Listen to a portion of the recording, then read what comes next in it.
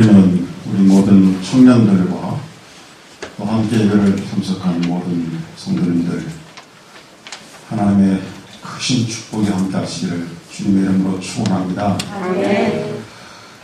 청년들의 헌신 예배 정말 자신을 하나님께 서브하겠다고 하는 섬기는 자세가 이곳저곳에서 보여서 하나님께서 이 예배를 참 기쁘게 받으실 줄 저는 분명히 확신합니다. 아멘. 제가 오늘 사회를 보는 이상한 형제에 사회 보는 준비 페이퍼를 갖다가 뭘 잠깐 허락도 없이 취딩을 했어요. 보게 했는데 거기에 이제 이렇게 쭉 준비한 게 있어요. 이렇게 토시 하나 틀리지 않게 다 이렇게 준비를 했더라고요. 예를 들면 조금 전에 한 것처럼 목사님의 귀한 말씀 읽겠습니다. 그리고 곧 뒤에다 보니까 퇴장.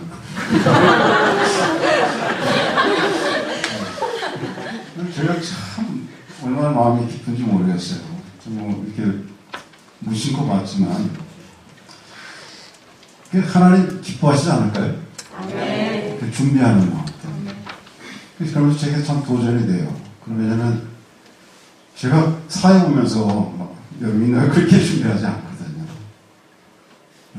익숙해 있으니까 물론 이제 저에게 그런 게 필요 없을지 몰라도 그 중심에 그런 마음들 정말 잊지 않아야 할 것이다 하는 것을 생각하면서 참 도전이 되는 거예요.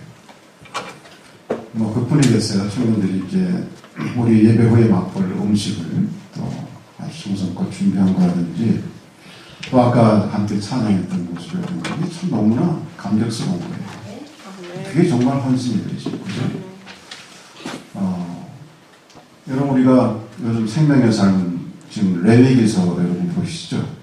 거기 보시면은 아주 복잡한 구약 시대의 그 제사에 대해서 소개하고 있습니다. 보면 뭐 이렇게 복잡해. 도대체 어디서 은혜를 받아야 될지. 근데 그거를 보면서 오늘 우리 예배라고 하는 것이 그 구약시대 때 그렇게 하나하나 정말 지침에 따라서 그렇게 하나님께 한번 제사를 드리려면 그런 많은 준비를 해야 하는 그들의 그 수고, 그 정성, 그것이 제사라고 하는 것이죠. 오늘날 우리 생각하면 참 하나님께서 우리를 축복하셔서 그 예배라는 것이 제사에 되면 너무나도 많이 간단해지고 정말 어떻게 보면 참 편안해졌는데 그러나 제사를 드릴 때 그 기본적인 자세는 우리가 잃지 않아야 될 거예요. 우리 예배 드릴 때도 그런 정성을 가지고 예배를 드릴 때에 우리 하나님께서 그 예배를 얼마나 기쁘게 받으시겠습니까? 오늘 우리 청년의 헌신 예배가 그런 정성과 준비가 있는 예배이기에 하나님 기쁘게 받으실 줄 믿습니다. 퇴장. 너무 멋있어요. 정말. 오늘 저는 청년들과 함께 청년의 때에 세워야 할 가치관에 대해서 한번 같이 생각해 보려고 합니다. 그럼 이미 청년을 지나신 분들은 이미 청년을 다 지나셨기 때문에 이제 우리가 세워야 할 가치관이 오면 그런 건 아닙니다. 우리 믿음의 사람으로서 어느 때든 간에 우리가 가치관이 제대로 정립이 안 돼 있다면 우리는 그 가치관을 세워야 할 것입니다. 내일 죽는 한이 있어도 오늘 내가 제대로 가치관이 확립이 안 돼 있다면 세워야 되는 거예요. 그게 신앙인의 자세입니다. 그렇지만 이왕 세울 거면 젊었을 때, 청년의 때에 여러분들이 하나님의 사람으로서, 백성으로서 가치관을 성립하는 것이 시기적으로 중요하다 하는 것을 말씀을 드리고 싶은 거예요. 뭔가 가치 있는 것을 우리가 발견하게 되면 모든 것을 아끼면서 없이 투자해서 그것을 얻으려고 합니다. 예를 들면 오늘 본문의 말씀 가운데 그 진주 상인의 그 행위를 보면 진주 상인이 그냥 귀한 진주를 그냥 취득하는 게 아니에요. 귀한 진주가 널려 있어서 그래서 돈만 주면 보석상에 널려 있는 좋은 진주를 그냥 얻듯이 그런 게 아니라는 거예요. 여기 보면 네 가지의 행위가 있습니다. 구하는 행위가 있어요. 좋은 진주가 어디 있는가? 구합니다. 그리고 만나는 일이 있고요. 또 그 진주를, 좋은 진주를 얻기 위한 파는 행위가 있고요.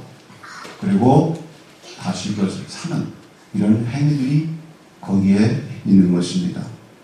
그야말로 진주를 찾는 일에 전력을 다하였고 또 진주를 찾는 그 일이 그의 생에 있어서 그야말로 단 하나의 목적이 되어 있습니다. 그래서 주저없이 무엇을 찾고 있느냐고 만약에 묻는 사람이 있다면 좋은 진주를 찾고 있습니다 라고 그 사람은 대답을 할 것이에요. 그러니까 그 사람에게 있어서 여기 진주 상인에게 있어서 볼 수 있는 건 뭐냐면 그에게 있어서의 분명한 어떤 가치가 있다는 거예요. 그 상인의, 진주 상인의 자기 생의 목적에 최고의 가치를 두고 있는 것은 좋은 진주를 찾는 것. 그게 그에게 그런 목적이 있기 때문에 구하고 그리고 찾고 만나고 되팔고 하는 이런 행위들을 그는 전력을 다해서 그들을 한다는 거예요. 저와 여러분들이 만약 누가 어떤 사람이 여러분에게 있어서 우리가 추구하고 찾고 있는 것이 무엇입니까? 라고 물으면 여러분은 어떻게 주저없이 이 진주 상인처럼 대답할 그 무엇이 지금 있으십니까?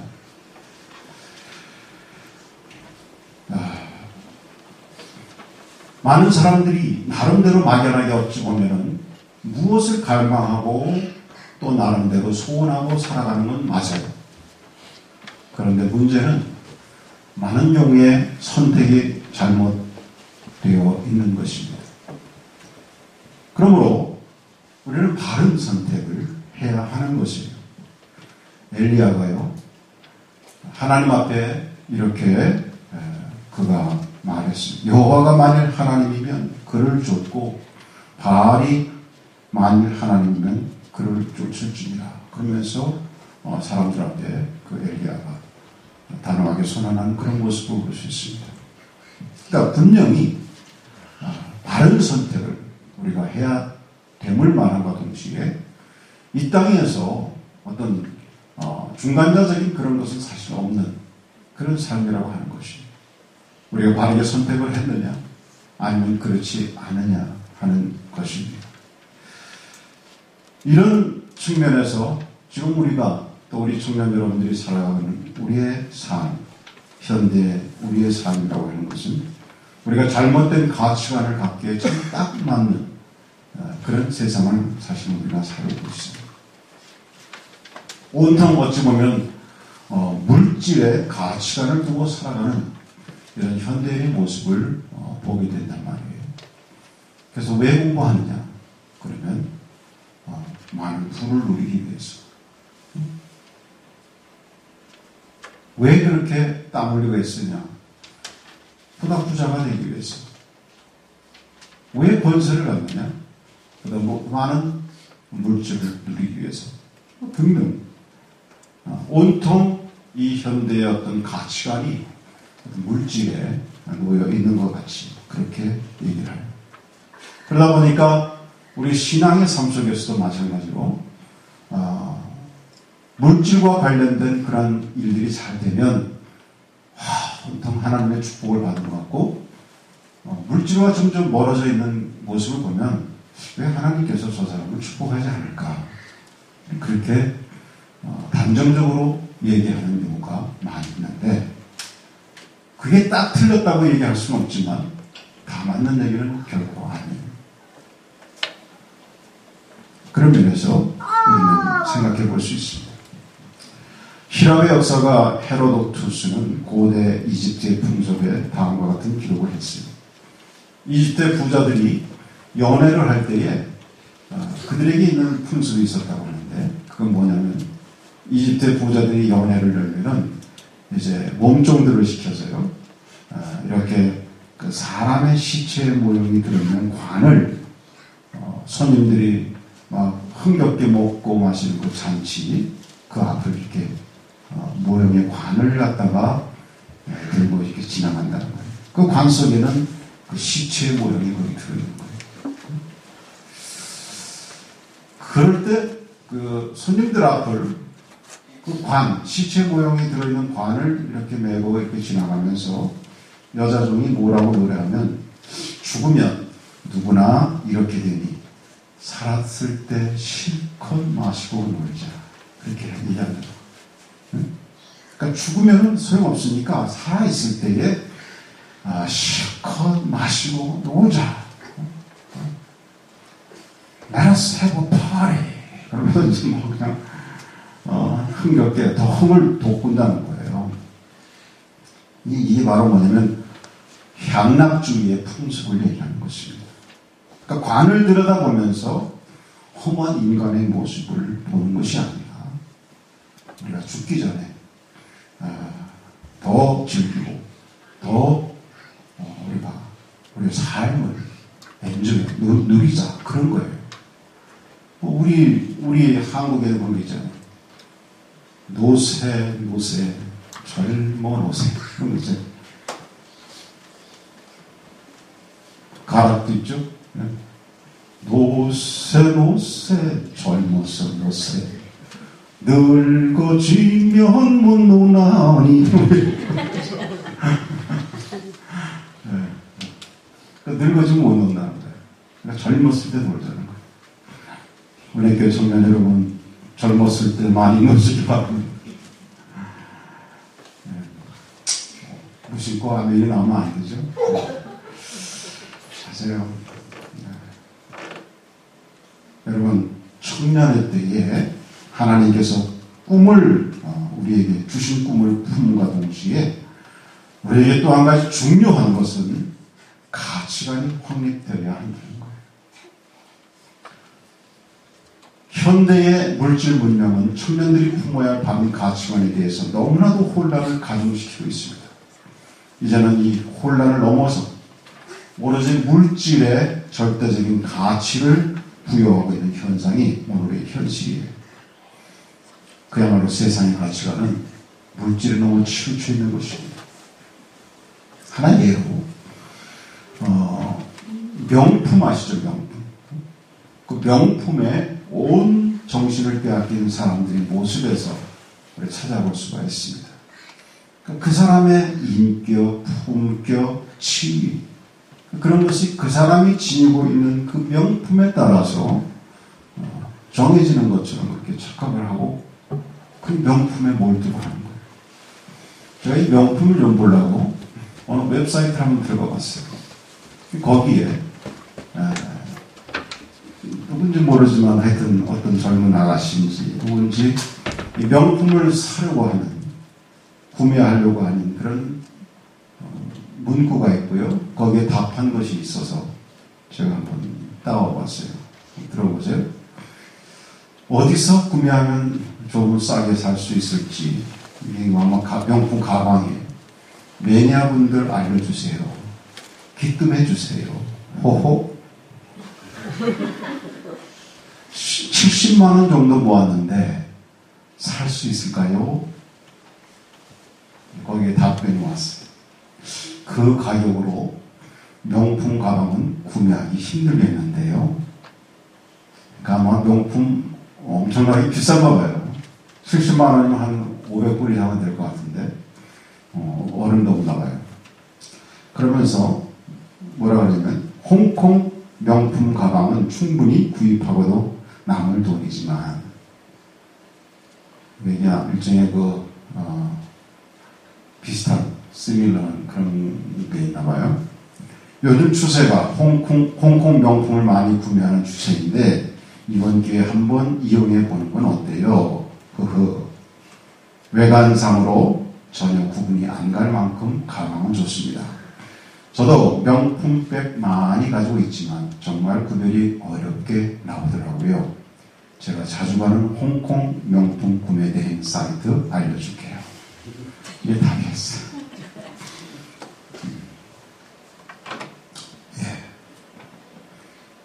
이렇게 그냥 돈을 모아서까지, 그러니까 얼마나, 예를 들어서 젊은 친구들이라면, 한 달에 받는 월급이 얼마나 되겠어요. 꼭 그 명품을 들고 싶어서, 이런 것을 우리가 볼 수 있는데, 이러한 풍조들에 대해서, 지나치게 냉소적이긴 했지만은, 미국의 경제 사회학자인 소스타인 베블런이라는 사람이 진단한 그 과시적 소비만큼 명쾌한 해석은 우리가 찾아보기가 드뭅니다. 그의 저서 유한계급론에서 현대 문명은 과시적 소비, 보여주기 위한 소비로 넘쳐난다고 지적을 했습니다. 또한 값이 비쌀수록 호사품의 가치는 커진다고 주장했고, 유한계급에게는 가격표가 본질적으로 지위를 상징하는 것이고 비싸지 않은 물건은 아름답지 않다, 이렇게 말했습니다.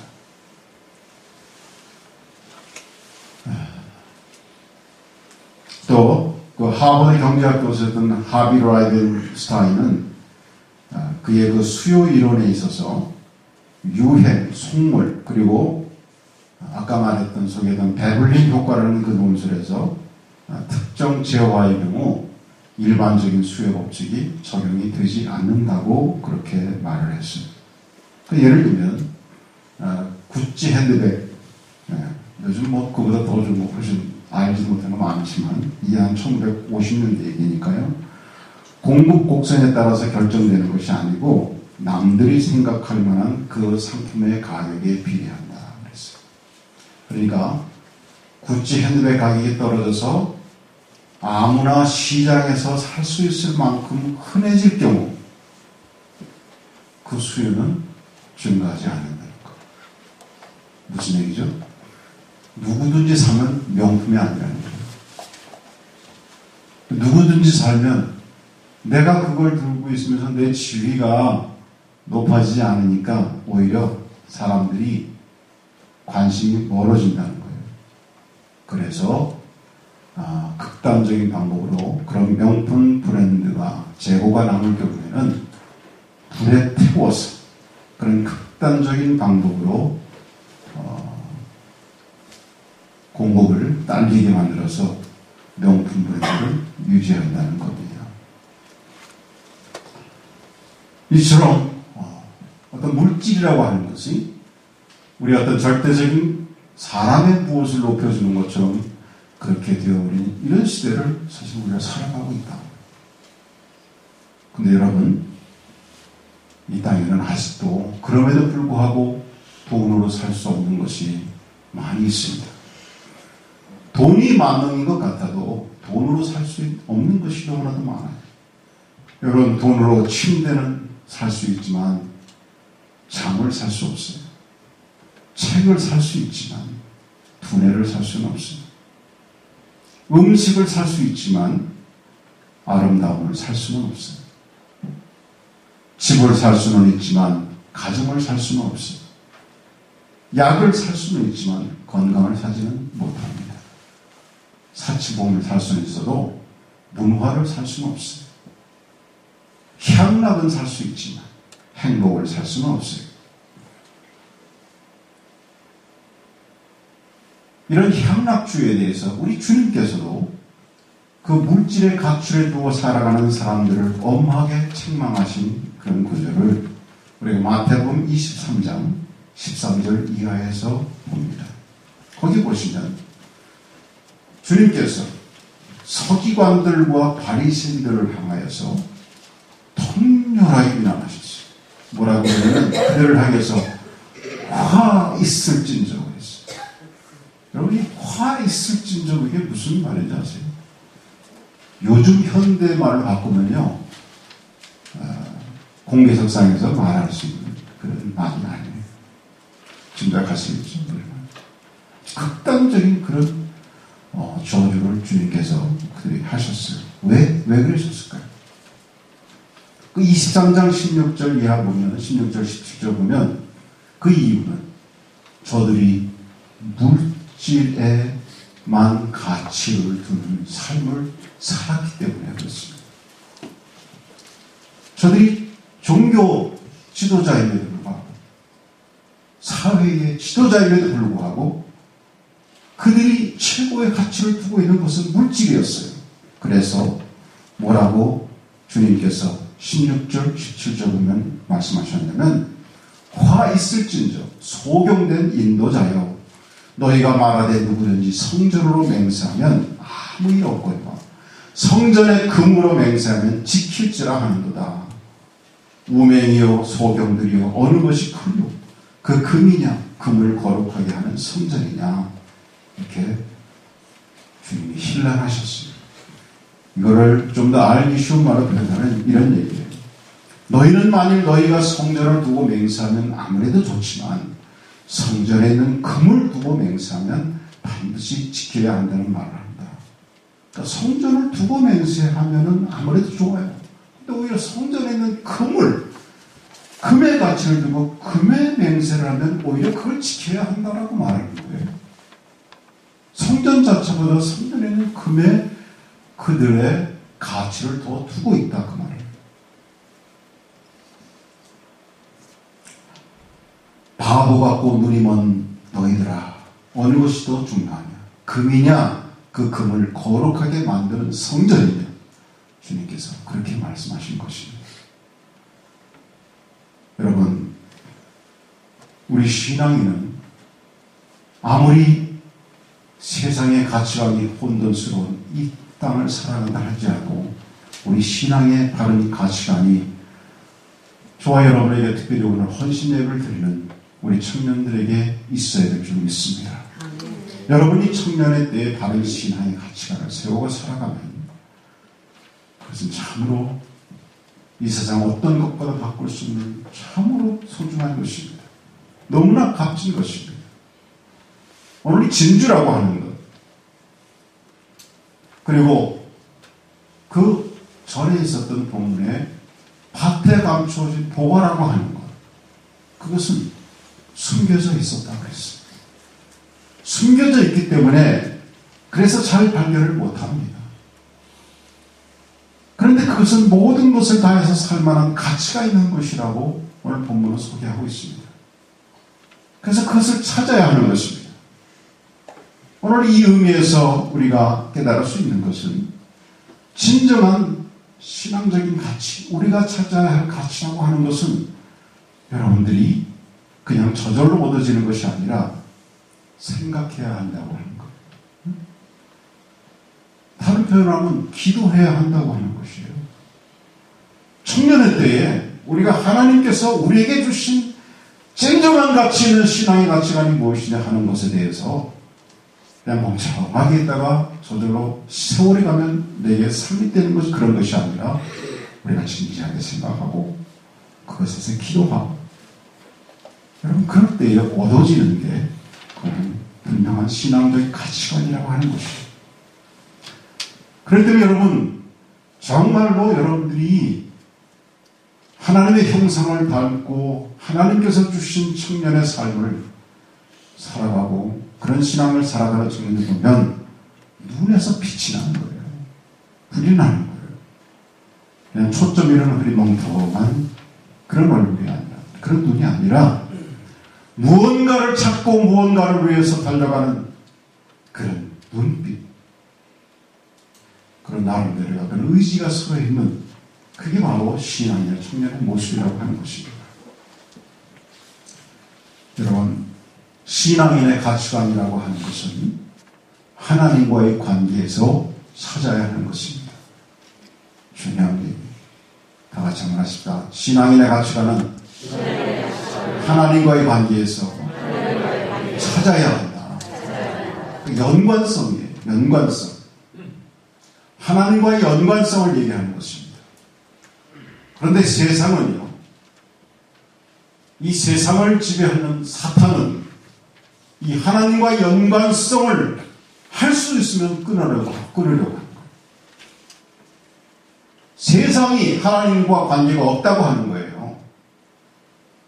그래서 우리 인간이라는 존재도 하나님과 관계된 사람이 아니라고 하는 거예요.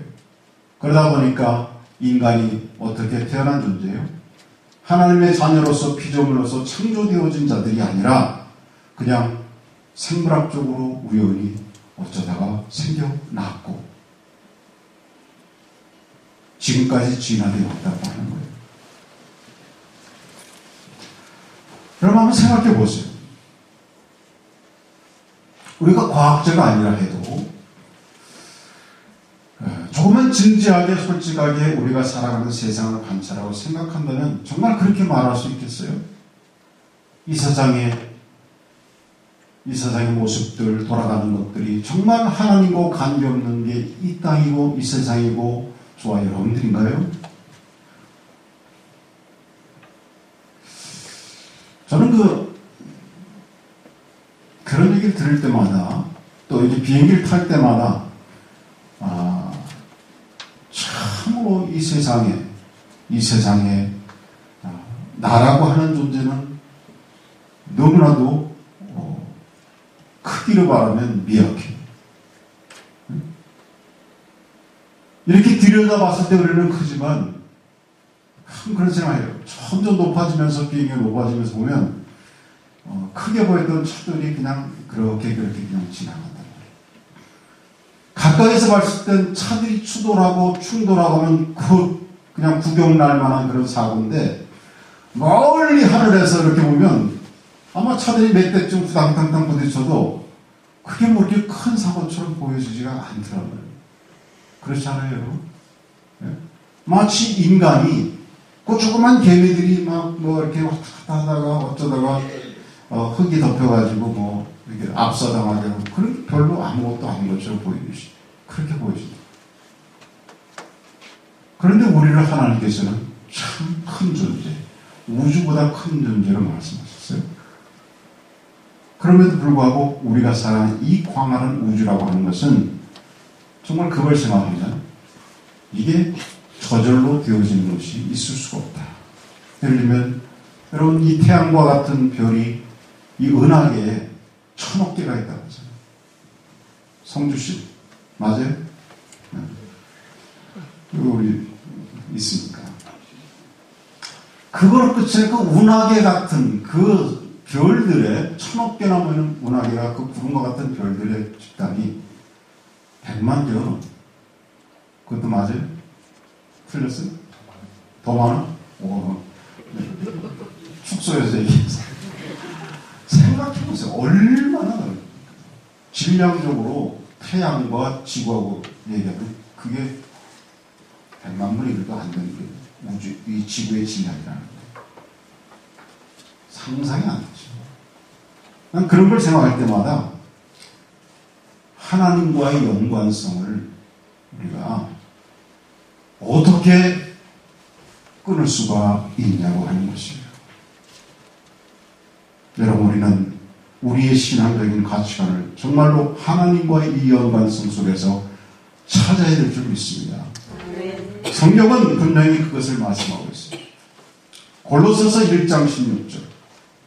우리 한번 다 같이 찾아보십시오. 골로새서 1장 16절. 신약성경.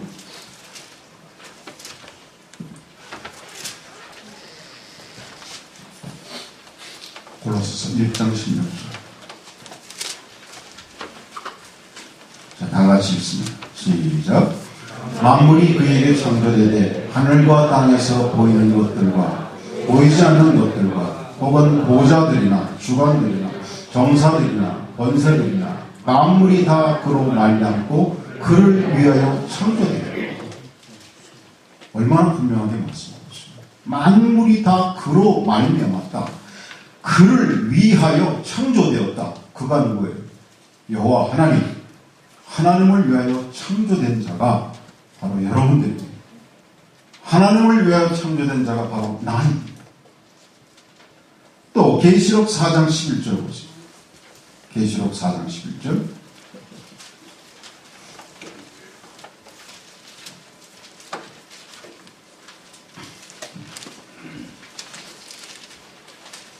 다 같이 시작. 우리 주 하나님이여 영광과 존귀와 능력을 받으시는 것이 합당하오니 주께서 만물을 지으신지라 만물이 주의 뜻대로 있었고 또 지으심을 받았나이다. 아멘. 주께서 만물을 지으신지라 만물이 주의 뜻대로 있었다. 또 지으심을 받았다. 너무나도 성경은 분명하게 말씀하고 있는 겁니다. 그럴 것이다가 선언적인 분명한 말씀이 여기에 있는 것입니다. 그러므로 여러분, 우리가 이 하나님과의 연관성 속에서 여러분 우리의 가치관은 뭘까? 저는 첫째, 그것은 하나님의 기쁨을 위해서, 하나님의 기쁨을 위해서 우리가 세움받았다고 하는 거예요. 즉, 우리의 신앙적인 가치관은 이 관계를 유지하며 하나님께 기쁨을 드리는 것, 그분의 목적을 위해 사는 것이 우리 신앙의 첫 번째 가치관이 되어야 하는 것입니다. 그러면 여러분은 무엇을 하든 간에, 여러분이 어떤 일을 생각하든 간에 우리는 생각할 수 있어요. 이것이 하나님 기뻐하신 일일까?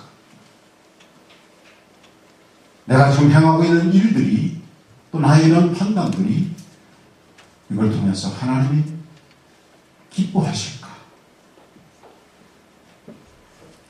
그것을 생각한다면 적어도 우리의 하는 행동, 우리의 하는 그 모든 것들이 결코 잘못되어지지 않고 소비적이지 않고 허망한 데 흐르지 않고 정말 하나님이 주시는 귀한 열매가 그 끝에 있을 줄 믿습니다. 네. 여러분 무엇을 하든 간에 심지어 여러분 공부하실 때도 이 공부를 통해서 우리 하나님을 기쁘게 해야 될 것이다. 생각하며 그리고 열심히 여러분의 학업을 전진해 나가시길 주의 이름으로 축원합니다. 아멘. 하나님을 섬기는 그 모든 일에 있어서 내가 숨쉬고 살아가는 이 살아가는 날들 동안에 하나님이 나를 어떻게 사용하실까? 그 부분에서 내가 어떻게 하나님을 기쁘게 해드릴 수 있을까? 생각한다면 여러분, 과연 우리가 아무리 이 땅이 물질 만능이요 모든 물질이 천지를 뒤덮어 있고 물질에만 가치를 두는 세상이라 할지라도 우리가 결코 하나님이 우리에게 말씀해 주신 참된 가치관을 잃어버릴 수 있을까요? 결코 아닐 것입니다. 두 번째 한 가지 더 말씀드리고 마칠 우리의 신앙적인 가치관은 거룩입니다. 신앙의 가치관은 거룩성이 있다는 얘기예요. 왜냐하면 우리는 하나님의 자녀이기 때문입니다. 하나님이 거룩하시니 우리도 거룩해야 하는 것입니다. 여러분, 거룩이 파괴되면 하나님과의 관계가 파괴되는 것입니다. 그러므로 신앙인의 거룩성은 대단히 중요합니다. 사단의 공격이 신앙인의 거룩성을 파괴하기 위해서 집중되는 이유가 바로 여기에 있어요. 거룩성을 파괴해버리면 하나님의 자녀로서 이 땅에서 제대로 살아갈 수 없고 힘을 잃고 실패하고 할 걸 알기 때문에 사단은 계속해서 거룩성을 파괴해 나가는 것입니다. 거룩하지 않으면 하나님의 형상이 파괴되는 것이에요. 그래서 거룩성이 파괴되질 때는 거기에는 어김없이 온갖 죄악에 침투당하고 마는 것입니다. 그러기에 우리 주님께서도 베드로 기자의 그 증언을 통해 보면 주님이 말씀하시기를 내가 거룩하니 너희도 거룩할지니라 말씀하셨어요. 거룩이 중요하기 때문에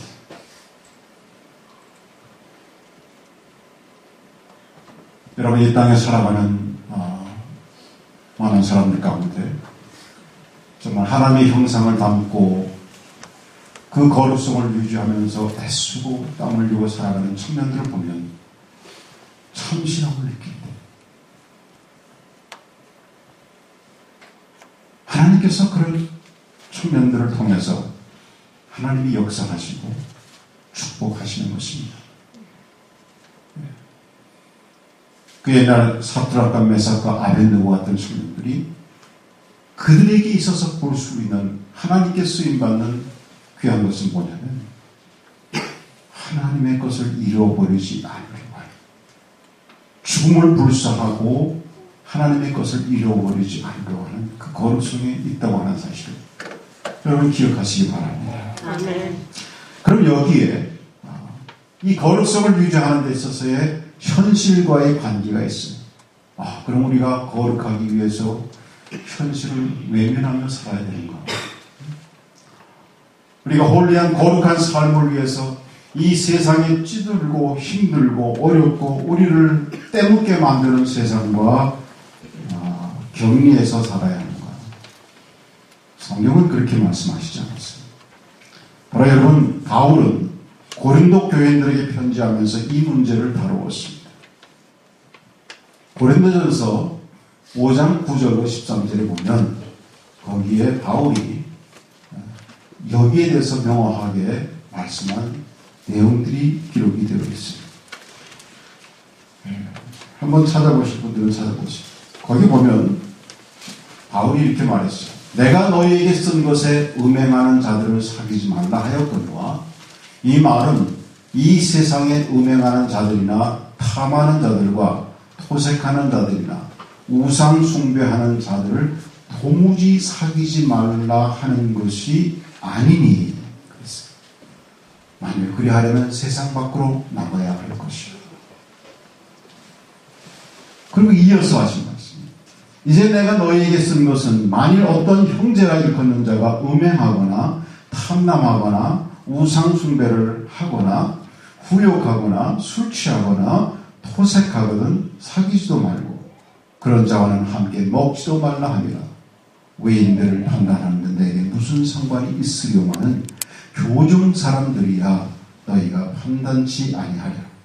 외인들은 하나님이 판단하시더니와 이 악한 사람은 너희 중에서 내어 쫓으라. 이렇게 말했어요. 두 가지 말씀하신 거예요. 하나님의 백성으로서, 하나님의 아들로서, 자녀로서 거룩성을 지키라고 하는 거예요. 근데 우리가 거룩성을 지켜간다고 해서 세상과 사귐이 끊어져서는 안 된다고 하는 것을 말씀하고 있는 거예요. 내가 도무지 그들과 사귀지 말라 하는 것이 아니다. 거룩하지 않는 세상을 접촉하라고 하는 것입니다. 그러나 그 다음에 이어지는 말씀에 대한 단어는 뭐예요? 교회 안에서 거룩성을 지키라고 하는 거예요. 교회가 세상과 함께 있다고 해서 세상의 그 세속 속에 같이 휩쓸려 가는 것이 아니라 교회는 거룩성을 지켜야 한다. 그걸 말씀하고 있는 것입니다. 그리고 여러분, 오늘 이런 말씀을 통해서 우리에게 교훈받고 도전할 만한 것은 뭐예요? 하나님의 교회는 거룩해야 한다고 하는 거예요. 또 하나님의 교회를 구성하고 있는 우리는, 또 여러분들은 거룩해야 한다고 하는 거예요. 그 거룩이 파워예요. 힘이. 그러기에 사단은 계속해서 우리의 거룩성을 침투하고 공격하고 하나님과의 연관성을 끊어버리고, 그리고 우리가 하나님의 형상을 담지 못하도록 사단이 끊임없이 공격합니다. 청년들에게 새로운 가치관을 심어줍니다. 그 새로운 가치관이라고 하는 것이 하나님의 가치관과 정반대되는 그런 가치관들을 통해서 그것이 마치 이 세대를 흘러가는 하나의 그 큐렌트, 물결인 것처럼 그렇게 생각하게 만드는 거예요. 그러므로 사랑하는 우리 청년 여러분, 하나님과의 연관성 속에서 여러분의 거룩성을 지켜나가길 주의 이름으로 축원합니다. 그러나 여러분은 세상 속에 속해 있기 때문에 세상과 관계를 하면서 오히려 그 세상의 세속성이 여러분을 지배하고 여러분에게 영향력을 끼치는 것이 아니라 여러분의 거룩성이 오히려 세상을 변화시키고 영향력을 주고 그러므로 인해서 세속의 물질의 모든 것이 휩싸이는 이 세상에 오히려 여러분이 하나님과의 관계 속에서 하나님이 주신 귀한 가치관을 그들에게 알리고 그 영향력을 끼치는 이런 삶이 되어질 때에 여러분의 신앙은, 여러분의 믿음의 삶은 얼마나 귀한 것입니까? 오늘 우리 교회 청년 여러분들이 함께 기도하며 하나님께서 여러분의 거룩성을 지켜주시기를 간절히 바라면서 서로가 서로를 부둥켜 안고 위로하며 격려하고 용기를 주고 이제 나가서는 세상을 향해서 여러분의 그 거룩한 파워를 나타내 보여주는 우리 은혜교회 정말 파워풀한 우리 청년들 되어지기를 주의 이름으로 축원합니다. 아멘. 한번 기도하겠습니다.